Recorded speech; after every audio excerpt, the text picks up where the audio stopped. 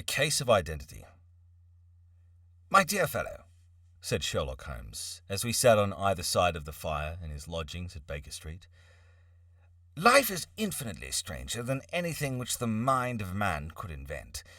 We would not dare to conceive the things which are really mere commonplaces of existence.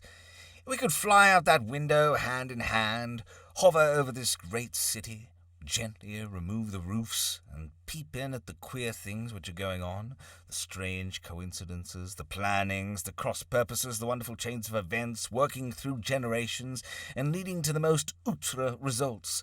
It would make all fiction, with its conventionalities and foreseen conclusions, most stale and unprofitable." "And yet I am not convinced of it," I answered. "The cases which come to light in the papers are, as a rule, bald enough and vulgar enough. We have in our police reports realism pushed to its extreme limits, and yet the result is, it must be confessed, neither fascinating nor artistic." "A certain selection and discretion must be used in producing a realistic effect," remarked Holmes. "This is wanting in the police report, where more stress is laid perhaps upon the platitudes of the magistrate than upon the details, which to an observer contain the vital essence of the whole matter. Depend upon it, there is nothing as unnatural as the commonplace." I smiled and shook my head. "I can quite understand your thinking so," I said. "Of course, in your position of unofficial adviser and helper to everybody who is absolutely puzzled throughout 3 continents, you are brought in contact with all that is strange and bizarre. But here—" I picked up the morning paper from the ground. "Let us put it to a practical test. Here is the first heading upon which I come. A husband's cruelty to his wife. There is half a column of print, but I know without reading it that it is all perfectly familiar to me. There is, of course, the other woman, the drink, the push, the blow, the bruise, the sympathetic sister or landlady. The crudest of writers could invent nothing more crude." "Indeed, your example is an unfortunate one for your argument," said Holmes, taking the paper and glancing his eye down it. "This is the Dundas separation case, and, as it happens, I was engaged in clearing up some small points in connection with it. The husband was a teetotaler. There was no other woman, and the conduct complained of was that he had drifted into the habit of winding up every meal by taking out his false teeth and hurling them at his wife, which, you will allow, is not an action likely to occur to the imagination of the average storyteller. Take a pinch of snuff, Doctor, and acknowledge that I have scored over you in your example." Good old Holmes. Yeah, one sec, guys. A little bit more water. Oh, hey Dave. Hey, Danny.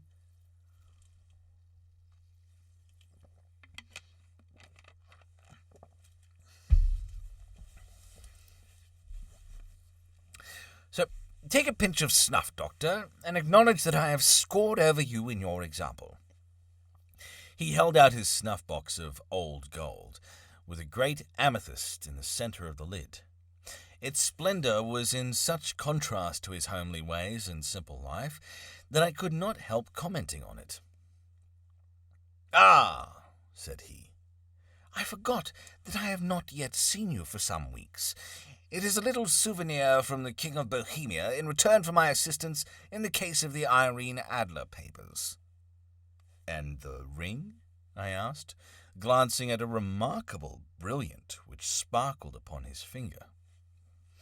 "It was from the reigning family of Holland, though the matter in which I served them was of such delicacy that I cannot confide even to you, who have been good enough to chronicle 1 or 2 of my little problems." "And have you any on hand just now?" I asked with interest. "Some 10 or 12, but none which present any feature of interest.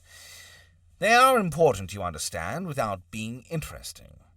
Indeed, I have found that it is usually in unimportant matters that there is a field for the observation, and for the quick analysis of cause and effect, which gives the charm to an investigation. The larger crimes are apt to be the simpler, for the bigger the crime, the more obvious, as a rule, is the motive.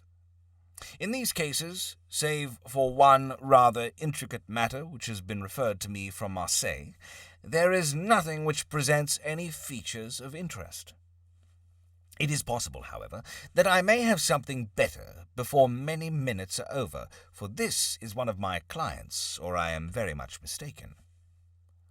He had risen from his chair, and was standing between the parted blinds, gazing down into the dull, neutral-tinted London street. Looking over his shoulder, I saw that on the pavement opposite there stood a large woman with a heavy fur boa round her neck, and a large, curling red feather in a broad-brimmed hat, which was tilted in a coquettish Duchess of Devonshire fashion over her ear. From under this great panoply, From under this great panoply, she peeped up in a nervous, hesitating fashion at our windows, while her body oscillated backward and forward, and her fingers fidgeted with her glove buttons. Suddenly, with a plunge as of the swimmer who leaves the bank, she hurried across the road, and we heard the sharp clang of the bell. "I have seen those symptoms before," said Holmes, throwing his cigarette into the fire. "Oscillation upon the pavement always means an affaire de coeur. She would like advice, but is not sure that the matter is not too delicate for communication. And yet, even here we may discriminate. When a woman has been seriously wronged by a man, she no longer oscillates, and the usual symptom is a broken bell wire. Here we may take it that there is a love matter, but that the maiden is not so much angry as perplexed or grieved. But here she comes in person to resolve our doubts." As he spoke, there was a tap at the door, and the boy in buttons entered to announce Miss Mary Sutherland, while the lady herself loomed behind his small black figure like a full-sailed merchantman behind a tiny pilot boat. Sherlock Holmes welcomed her with the easy courtesy for which he was remarkable, and having closed the door and bowed her into an armchair, he looked her over in the minute and yet minute and yet abstracted fashion which was peculiar to him. "Do you not find," he said, "that with your short sight it is a little trying to do so much typewriting?" "I did at first," she answered, "but now I know where the letters are without looking." Then, suddenly realizing the full purport of his words, she gave a violent start and looked up, with fear and astonishment upon her broad, good-humoured face. "You've heard about me, Mr. Holmes," she cried. "How else could you know all that?" "Never mind," said Holmes, laughing.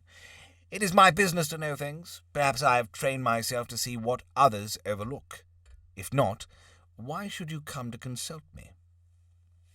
"I came to you, sir, because I heard of you from Mrs. Etheridge, whose husband you found so easy when the police and everyone had given him up for dead.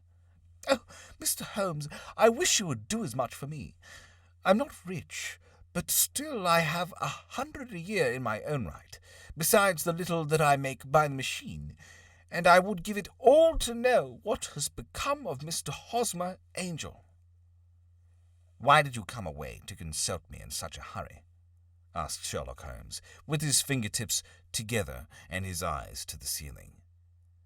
Again a startled look came over the somewhat vacuous face of Miss Mary Sutherland.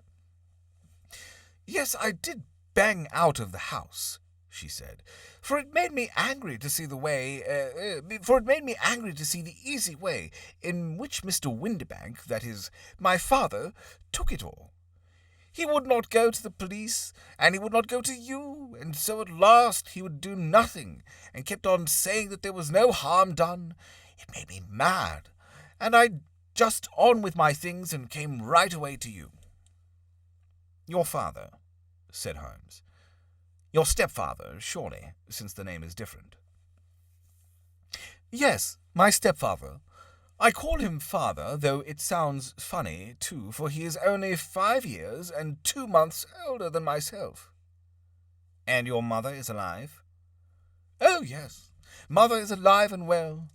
I wasn't best pleased, Mr. Holmes, when she married again so soon after father's death, and a man who was nearly 15 years younger than herself. Father was a plumber in the Tottenham Court Road, and he left a tidy business behind him, which Mother carried on with Mr. Hardy, the foreman. But when Mr. Windybank came, he made her sell the business, for he was very superior, being a traveller in wines. They got £4,700 for the goodwill and interest, which wasn't near as much as father could have got if he had been alive. I had expected to see Sherlock Holmes impatient under this rambling and inconsequential narrative, but on the contrary, he had listened with the greatest concentration of attention. "Your own little income?" he asked. "Does it come out of the business?" "Oh, no, sir. It is quite separate, and was left me by my Uncle Ned in Auckland. It is in New Zealand stock, paying 4.5%. £2,500 was the amount, but I can only touch the interest." "You interest me extremely," said Holmes. "And since you draw so large a sum as 100 a year, with what you earn into the bargain, you no doubt travel a little, and indulge yourself in every way. I believe that a single lady can get on very nicely upon an income of about £60. "I could do with much less than that, Mr. Holmes, but you understand that as long as I live at home, I don't wish to be a burden to them, and so they have the use of the money just while I am staying with them. Of course, that is only just for the time. Mr. Windybank draws my interest every quarter and pays it over to my mother, and I find that I can do pretty well with what I earn at typewriting. It brings me 2 pence a sheet, and I can often do from 15 to 20 sheets in a day." "You have made your position very clear to me," said Holmes. "This is my friend, Dr. Watson, before whom you can speak as freely as before myself. Kindly tell us now about all about your conversation with Mr. Hosmer Angel." More water, I think.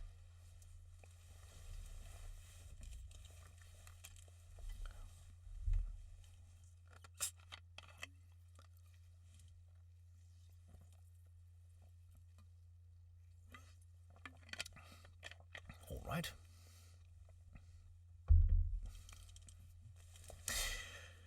"So," Holmes said, "kindly tell us now all about your conversation with Mr. Hosmer Angel." A flush stole over Miss Sutherland's face, and she picked nervously at the fringe of her jacket. "I met him first at the gasfitters' ball," she said. "They used to send father tickets when he was alive, and then afterwards they remembered us and sent them to my mother. Mr. Windybank did not wish us to go. He never did wish us to go anywhere. He would get quite mad if I wanted so much as to join a Sunday school treat. But this time I was set on going, and I would go, for what right had he to prevent? He said the folk were not fit for us to know, when all father's friends were to be there. And he said that I had nothing fit to wear, when I had my purple plush that I had never so much as taken out of the drawer. At last, when nothing else would do, he went off to France upon the business of the firm. But we went, mother and I, with Mr. Hardy, who used to be our foreman, and it was there I met Mr. Hosmer Angel." "I suppose," said Holmes, "that when Mr. Windybank came home from France, he was very annoyed at your having gone to the ball." "Oh, well, he was very good about it. He laughed, I remembered, and shrugged his shoulders, and said there was no use denying anything to a woman, for she would have her way." "I see. Then at the gasfitters' ball you met, as I understand, a gentleman called Mr. Hosmer Angel. Yes, sir.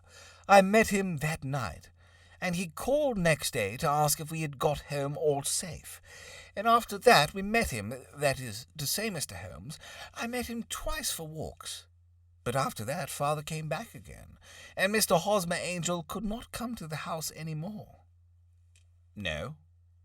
Well, you know father didn't like anything of the sort.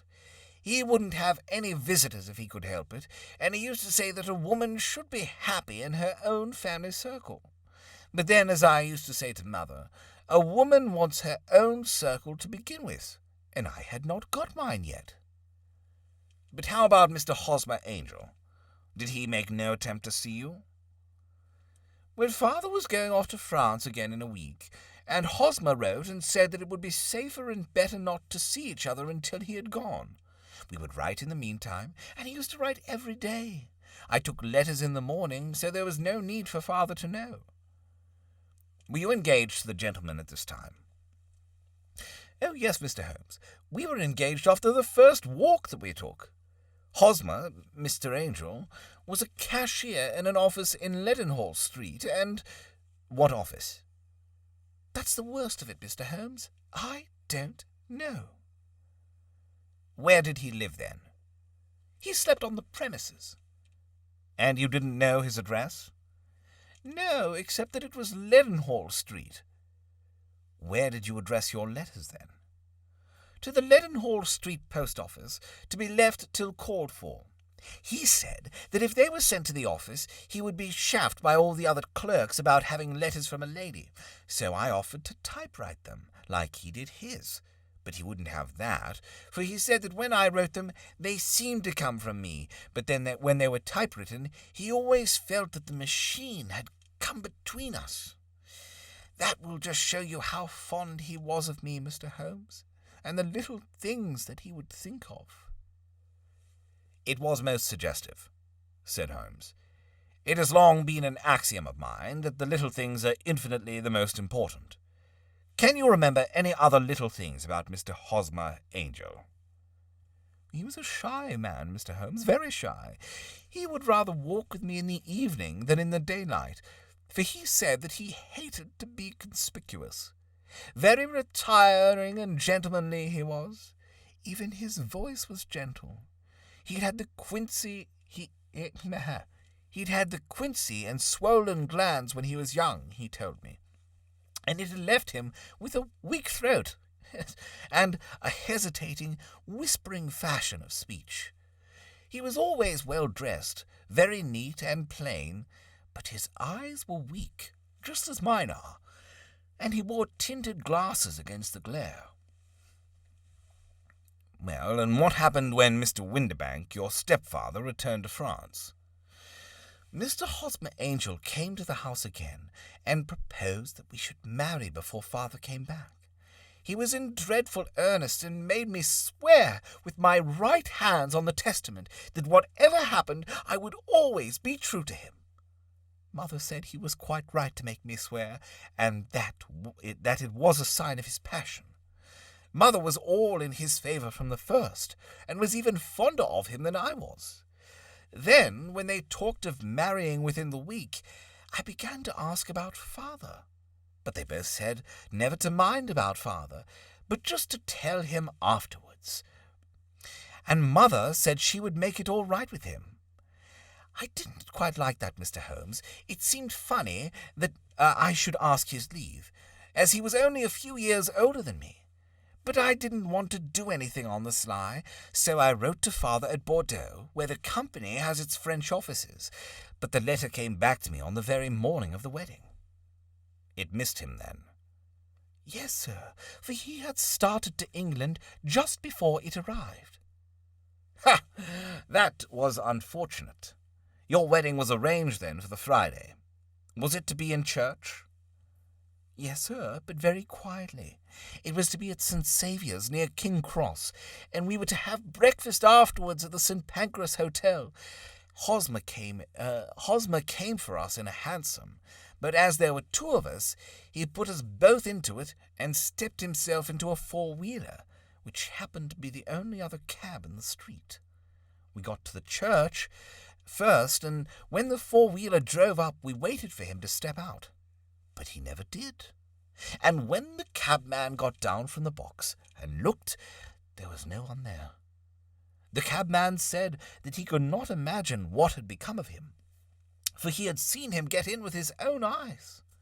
That was last Friday, Mr. Holmes, and I have never seen or heard anything since then to throw any light upon what became of him. It seems to me that you have been shamefully treated, said Holmes. Oh, no, sir. He was too good and too kind to leave me so. Why, all the morning he was saying to me that whatever happened, I was to be true, and that even if something quite unforeseen occurred to separate us, I was always to remember that I was pledged to him, and that he would claim his pledge sooner or later. It seemed strange talk for a wedding morning, but what has happened since gives a meaning to it. Most certainly it does. Your own opinion is, then, that some unforeseen catastrophe has occurred to him. Yes, sir. I believe that he foresaw some danger, or else he would not have talked so. And then I think that what he foresaw happened. But you have no notion as to what it could have been. None. One more question. How did your mother take the matter? She was angry, and said that I was never to speak of the matter again. And your father? Did you tell him? Yes, and he seemed to think with me that something had happened, and that I should hear of Hosmer again. As he said, what interest could anyone have in bringing me to the doors of the church and then leaving me? Now, if he had borrowed my money, or if he had married me and got my money settled on him, there might be some reason. But Hosmer was very independent about money, and never would look at a shilling of mine. And yet, what could have happened? And why could he not write? Oh, it drives me half mad to think of it, and I can't sleep a wink at night. She pulled out a little handkerchief out of her muff and began to sob heavily into it.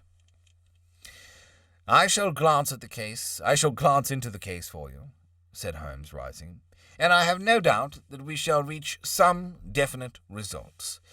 Let the weight of the matter rest upon me now, and do not let your mind dwell on it further. Excuse me. Above all, try to let Mr. Hosmer Angel vanish from your memory, as he has done from your life. Then you don't think I'll see him again? I fear not. Then what has happened to him? You will leave that question in my hands. I should like an accurate description of him, and any letters of his which you can spare.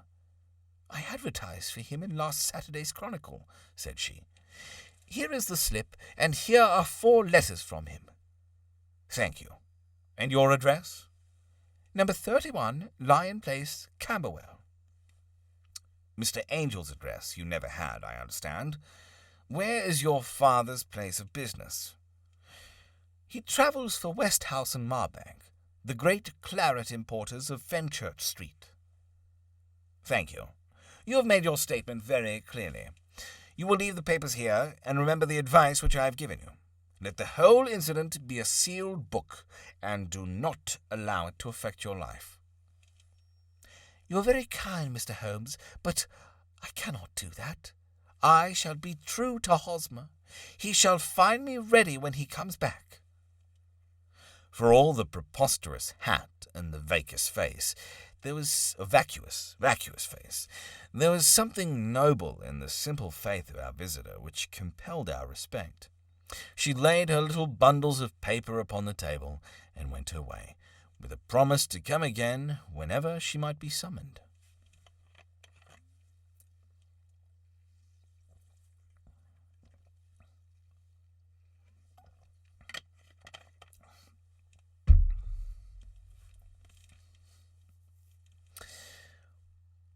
Sherlock Holmes sat silent for a few minutes with his fingertips still pressed together. his legs stretched out in front of him, and his gaze directed upward to the ceiling.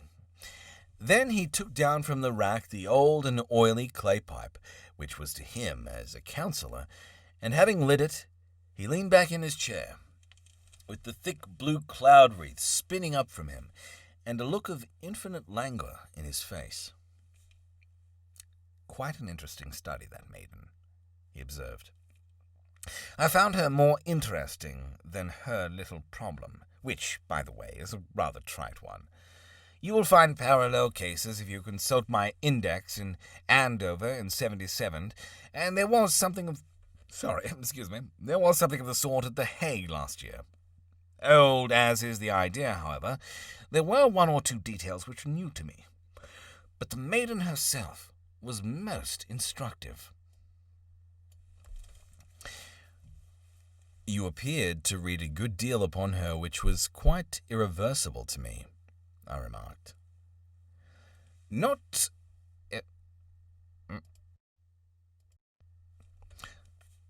invisible, but unnoticed, Watson. You did not know where to look, and so you missed all that was important. I can never bring you to realize the importance of sleeves, the suggestiveness of thumbnails, or the great issues that may hang from a bootlace. Now, what did you gather from that woman's appearance? Describe it."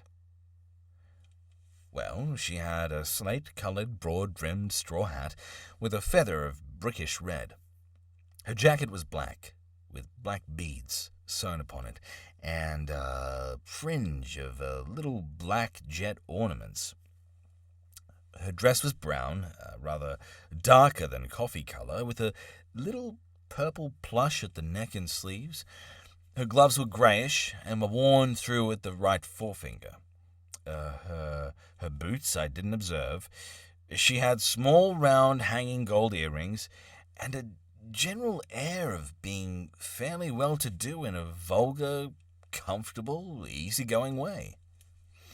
Sherlock Holmes clapped his hands softly together and chuckled.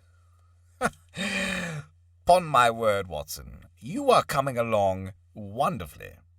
You have done really very well indeed. It is true that you have missed everything of importance, but you have hit upon the method, and you have a quick eye for colour. Never trust to general impressions, my boy, but concentrate yourself upon details. My first glance is always at a woman's sleeve. In a man, it is perhaps better first to take the knee of the trouser. As you observe, this woman had plush upon her sleeves, which is a most useful material for showing traces. The double line a little above the wrist, where the typewriter presses against the table, was beautifully defined. The sewing machine of the hand type leaves a similar mark, but only on the left arm, and on the side of it farthest from the thumb, instead of being right across the broadest part, as this was. I then glanced at her face, and observing the dint of a pince-nez at either side of her nose, I ventured a remark upon short sight and typewriting, which seemed to surprise her. It surprised me. But surely it was obvious. I was then much surprised and interested on glancing down to observe that, though the boots which she was wearing were not unlike each other, they were really odd ones, the one having a slightly decorated toe-cap, and the other a plain one. One was buttoned only in the 2 lower buttons out of 5, and the other at the 1st, 3rd, and 5th. Now, when you see that a young lady, otherwise neatly dressed, has come away from home with odd boots, half-buttoned, it is no great deduction to say that she came away in a hurry. "And what else?" I asked, keenly interested, as I always was, by my friend's incisive reasoning. "I noted in passing that she had written a note before leaving home, but after being fully dressed. You observed that her right glove was torn at the forefinger, but you did not apparently see that both glove and finger were stained with violet ink. She had written in a hurry and dipped her pen too deep. It must have been this morning, or the mark would not remain clear upon the finger. All this is amusing, though rather elementary. But I must go back to business, Watson. Would you mind reading me the advertised description of Mr. Hosmer Angel? I held the little printed slip to the light. Missing, it said, on the morning of the 14th, a gentleman named Hosmer Angel, about 5 feet, 7 inches in height, strongly built, sallow complexion, black hair, a little bald in the centre, bushy black side whiskers and moustache, tinted glasses, slight infirmity of speech.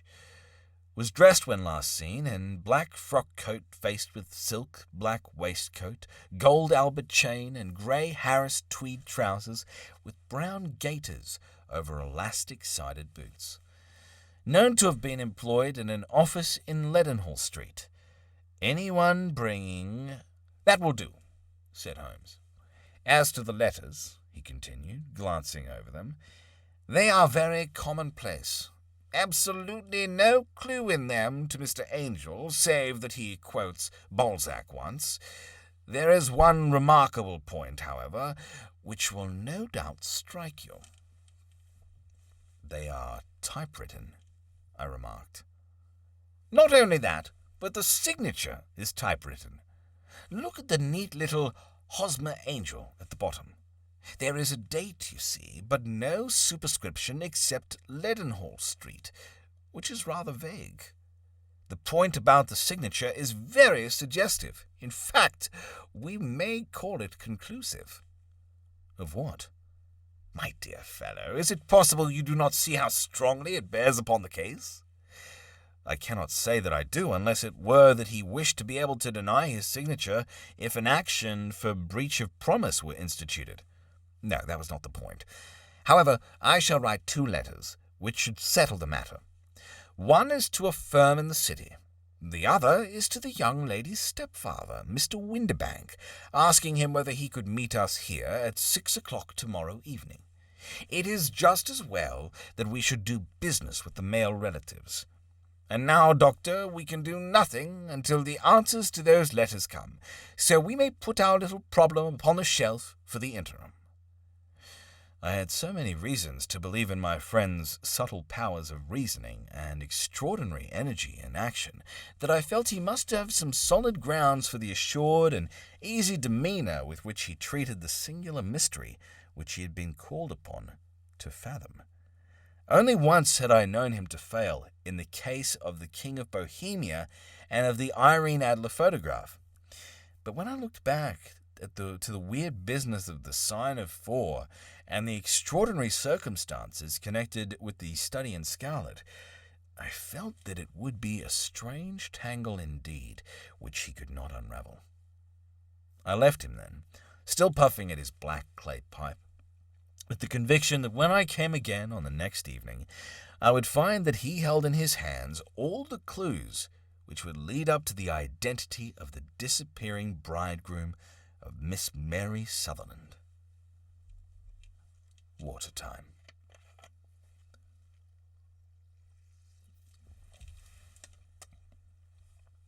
Ah, hello, Alec.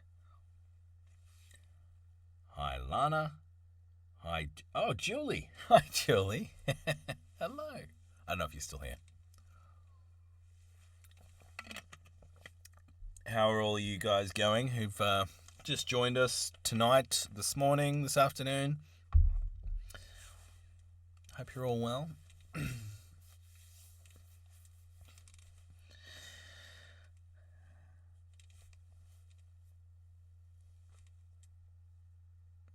Well, while I'm waiting, I'll just take a little more water.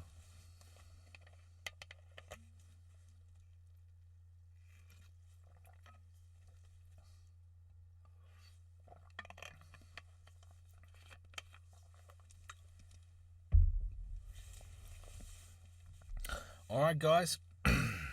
Back into it. Where are we up to? 20 past 8.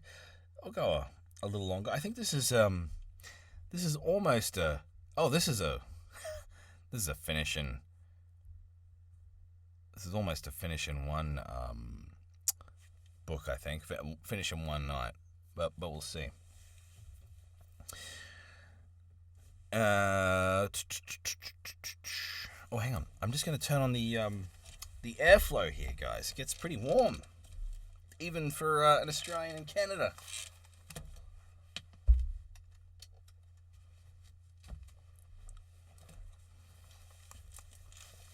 Especially since these renovations started happening, I've been spending pretty much the entire day in here. I would usually, record in here and go out and edit or email outside the booth, but the floor's all ripped up and there's lots of noise, so I've just been spending the whole day in here, and it gets pretty balmy. That's what happens in an airtight chamber. All right. So,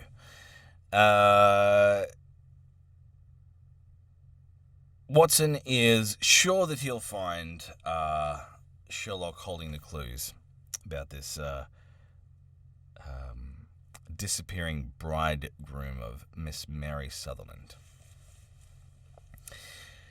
A professional case of great gravity was engaging my own attention at the time, and the whole of next day I was busy at the bedside of the sufferer. It was not until close upon 6 o'clock that I found myself free.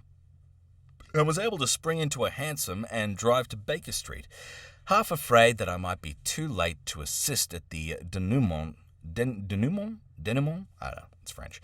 I'm half afraid that I might be too late to assist the denouement of the little mystery. I found Sherlock Holmes alone, however, half asleep, with his long, thin form curled up in the recesses of his armchair. A formidable array of bottles and test tubes, with the pungent, cleanly smell of hydrochloric acid, told me that he had spent his day in the chemical work which was so dear to him. "Well, have you solved it?" I asked as I entered. "Yes, it was the bisulfate of baryta." No, the mystery," I cried. "Oh, that! I thought of the salt that I have been working upon. There was never any mystery in the matter, though, as I said yesterday, some of the details are of interest. The only drawback is that there is no law, I fear, that can touch the scoundrel." "Who was he, then, and what was his object in deserting Miss Sutherland?" The question was hardly out of my mouth, and Holmes had not yet opened his lips to reply when we heard a heavy footfall in the passage and a tap at the door. "This is the girl's stepfather, Mr. James Windibank," said Holmes. "He has written to me to say that he would be here at 6. Come in." The man who entered was a sturdy, middle-sized fellow, some 30 years of age, clean-shaven, and sallow-skinned, with a bland, insinuating manner, and a pair of wonderfully sharp and penetrating grey eyes. He shot a questioning glance at each of us, placed his shiny top hat upon the sideboard, and with a slight bow, sidled down into the nearest chair. "Good evening, Mr. James Windibank," said Holmes. "I think that this typewritten letter is from you, in which you made an appointment with me for 6 o'clock. "Yes, sir. I'm afraid that I'm a little late, but I'm not quite my own master, you know. I am sorry that Miss Sutherland has troubled you about this little matter, for I think it is far better not to wash linen of the sort in public. It was quite against my wishes that she came, but she is a very excitable, impulsive girl, as you may have noticed, and she is not easily controlled when she has made up her mind on a point. Of course, I did not mind you so much, as you are not connected with the official police, but it is not pleasant to have a family misfortune like this noised abroad. Besides, it is a useless expense, for how could you possibly find this Hosmer Angel?" "On the contrary," said Holmes quietly, "I have every reason to believe that I will succeed in discovering Mr. Hosmer Angel." Mr. Windibank gave a violent start and dropped his gloves. I'm delighted to hear it, he said. It is a curious thing, remarked Holmes, that a typewriter has really quite as much individuality as a man's handwriting. Unless they are quite new, no two of them write exactly alike. Some letters get more worn than others, and some wear only on one side. Now, you remark in this note of yours, Mr. Windibank, that in every case there is some little slurring over the E and a slight defect in the tail of the R. There are 14 other characteristics, but those are the more obvious.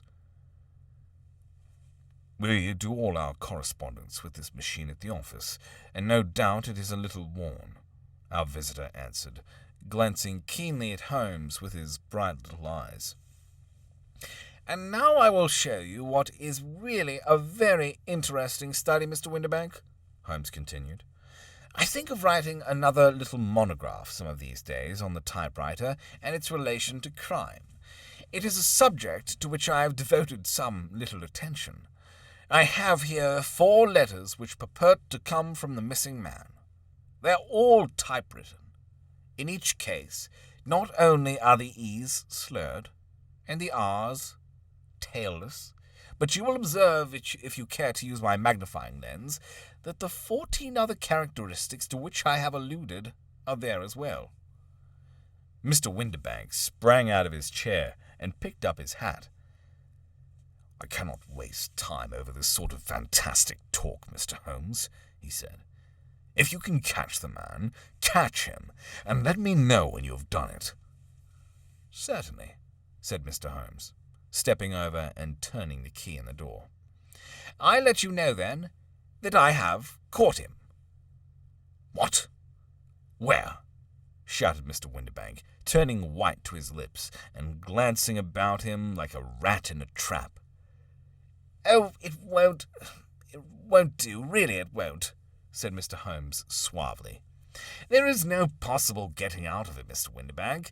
It is quite too transparent, and it was a very bad compliment that you said it was impossible for me to solve so simple a question.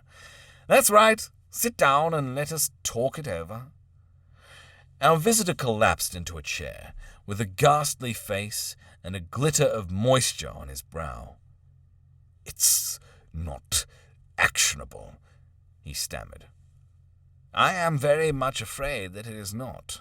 But between ourselves, Windibank, it was as cruel and selfish and heartless a trick in a petty way as ever came before me. Now, let me just run over the course of events, and you will contradict me if I go wrong. The man sat huddled up in his chair, with his head sunk upon his breast, like one who is utterly crushed. Holmes stuck his feet up on the corner of the mantelpiece and, leaning back with his hands in his pockets, began talking, rather to himself, as it seemed, than to us. The man married a daughter... That's a bad one. The man married a woman very much older than himself for her money, said he. And he enjoyed the use of the money of the daughter, that's the daughter that I saw, and he enjoyed the use of the money of the daughter as long as she lived with them. It was a considerable sum for people in their position, and the loss of it would have made a serious difference. It was worth an effort to preserve it. The daughter was of a good, amiable disposition, but affectionate and warm-hearted in her ways, so that it was evident that with her fair personal advantages and her little income, she would not be allowed to remain single long. Now that her marriage would mean, of course, the loss of 100 a year, so what does her stepfather do to prevent it? He takes the obvious course of keeping her at home, and forbidding her to seek the company of people her own age. But soon he found that would not answer forever. She became restive, insisted upon her rights, and finally announced her positive intention of going to a certain ball. But what does her clever stepfather do then? He conceives an idea more creditable to his head than to his heart. With the connivance and assistance of his wife, he disguised himself, covered in those keen eyes with tinted glasses, masked the face with a moustache and a pair of bushy whiskers, sunk that clear voice into an insinuating whisper, and doubtless secure on account of the girl's short sight, he appears as Mr. Hosmer Angel, and keeps off other lovers by making love himself. "It was only a joke at first," groaned our visitor. We never thought that she would have been so carried away." "Very likely not. However, that may be, the young lady was very decidedly carried away, and having quite made up her mind that her stepfather was in France, the suspicion of treachery never for an instant entered her mind. She was flattered by the gentleman's attention, and the effect was increased by the loudly expressed admiration of her mother. Then Mr. Angel began to call, for it was obvious that the matter should be pushed as far as it would go if a real effect were to be produced. There were meetings, and an engagement, which would finally secure the girl's affections from turning towards anyone else. But the deception could not be kept up forever. These pretended journeys to France were rather cumbrous. The thing to do was clearly to bring the business to an end in such a dramatic manner that it would leave a permanent impression upon the young lady's mind, and prevent her from looking upon any other suitor for some time to come. Hence those vows of fidelity exacted upon a testament, and hence also the allusions to a possibility of something happening on the very morning of the wedding. James Windibank wished Miss Sutherland to be so bound to Hosmer Angel, and so uncertain as to his fate, that for 10 years to come, at any rate... lost my spot. For 10 years to come, at any rate, she would not listen to another man. As far as the church door he brought her, and then, as he could go no farther, he conveniently vanished away by the old trick of stepping in at one door of a four-wheeler and out the other. I think that was the chain of events, Mr. Windibank." Good old Holmes. Our visitor had recovered something of his assurance while Holmes had been talking, and he rose from his chair, now with a cold sneer upon his pale face.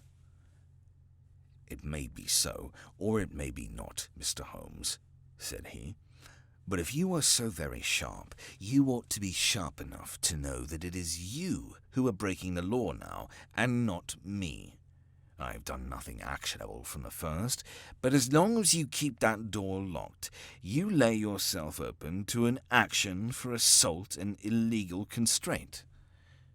The law cannot, as you say, touch you," said Holmes, unlocking and throwing open the door. "Yet there never was a man who deserved punishment more. If the young lady has a brother or a friend, he ought to lay a whip across your shoulders. By Jove," he continued, flushing up at the sight of the bitter sneer upon the man's face, "it is not part of my duties to my client, but here's a hunting crop handy, and I think I shall just treat myself to—" He took 2 swift steps to the whip, but before he could grasp it, there was a wild clatter of steps upon the stairs. The heavy hall door banged, and from the window we could see Mr. James Windibank running at the top of his speed down the road. "There's a cold-blooded scoundrel," said Holmes, laughing, as he threw himself down into his chair once more. "That fellow will rise from crime to crime until he does something very bad and ends up on a gallows. The case has, in some respects, been not entirely devoid of interest." "I cannot now entirely see all the steps of your reasoning," I remarked. "Well, of course, it was obvious from the first that this Mr. Hosmer Angel must have some strong object for his curious conduct, and it was equally clear that the only man who really profited by the incident, as far as we could see, was the stepfather. Then the fact that the 2 men were never together, but that the one always appeared when the other was away, was suggestive. So were the tinted spectacles and the curious voice, which both hinted at a disguise, as did the bushy whiskers. My suspicions were all confirmed by his peculiar action in typewriting, his signature, which, of course, inferred that his handwriting was so similar to her that she would recognize even the smallest sample of it. You see, all these isolated facts, together with many minor ones, all pointed in the same direction. And how did you verify them? Having once spotted my man, it was easy to get corroboration. I knew the firm for which this man worked. Having taken the printed description, I eliminated everything from it which could be the result of a disguise, the whiskers, the glasses, the voice, and I sent it to the firm with a request that they would inform me whether it answered the description of any of their travellers. I had already noticed the peculiarities of the typewriter, and I wrote to the man himself at his business address, asking him if he would come here. As I expected, his reply was typewritten, and revealed the same trivial but characteristic defects. The same post brought me a letter from Westhouse and Marbank of Fenchurch Street to say that the description tallied in every respect with that of their employee, James Windibank. Voilà tout. And Miss Sutherland?